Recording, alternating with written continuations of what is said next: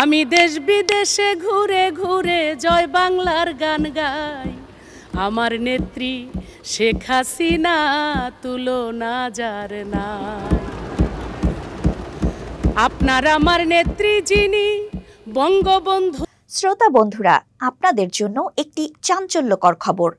মানিকগঞ্জ ২ আসনের সাবেক সংসদ সদস্য মমতাজ বেগমকে গ্রেপ্তার করেছে ঢাকা মহানগর গোয়েন্দা পুলিশ ডিবি। সোমবার রাত ১৫:১২টায় রাজধানীর ধানমন্ডি এলাকা থেকে তাকে গ্রেপ্তার করা হয়।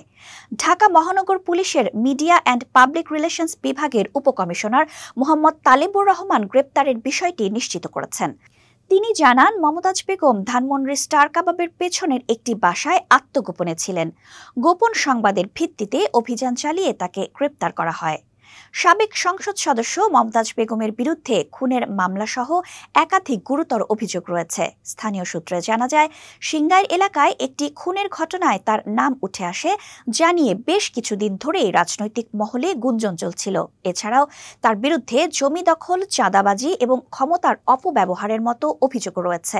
তবে গ্রেপ্তার হওয়া অবধি এই মামলাগুলোর বিস্তারিত তথ্য আনুষ্ঠানিকভাবে প্রকাশ করা হয়নি।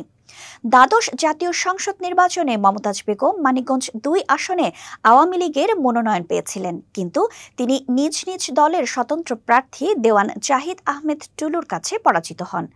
স্থানীয় রাজনৈতিক বিশ্লেষকদের মতে এই পরাজয়ের পেছনে মমতাজ বেগমের বিরুদ্ধে ওঠা বিভিন্ন অভিযোগ এবং তার বিতর্কিত কর্মকাণ্ড অন্যতম কারণ। সংসদ সদস্য নির্বাচিত না হলেও তিনি দীর্ঘদিন ধরে সিংগাইর উপজেলা আওয়ামী লীগের সভাপতির দায়িত্ব পালন করে আসছিলেন। নির্বাচনে পরাজয়ের পর থেকে মমতাজ বেগম তার নিজ এলাকায় তেমন আসতেন না এবং দলীয় রাজনীতিতেও তার সক্রিয়তা কমে গিয়েছিল।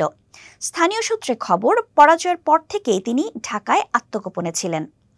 পুলিশের পক্ষ থেকে জানানো হয়েছে, মমতাজ বেগমকে গ্রেপ্তারের পর প্রাথমিক জিজ্ঞাসাবাদ করা হচ্ছে এবং তার বিরুদ্ধে আনীত অভিযোগগুলো খতিয়ে দেখা হচ্ছে। এই বিষয়ে আরও বিস্তারিত তথ্য পরবর্তীতে জানানো হবে। এই গ্রেপ্তারের ঘটনা মানিকগঞ্জের রাজনৈতিক অঙ্গনে ব্যাপক চাঞ্চল্যের সৃষ্টি করেছে। স্থানীয় বাসিন্দারা এই ঘটনায় ন্যায় বিচার প্রত্যাশা করছেন।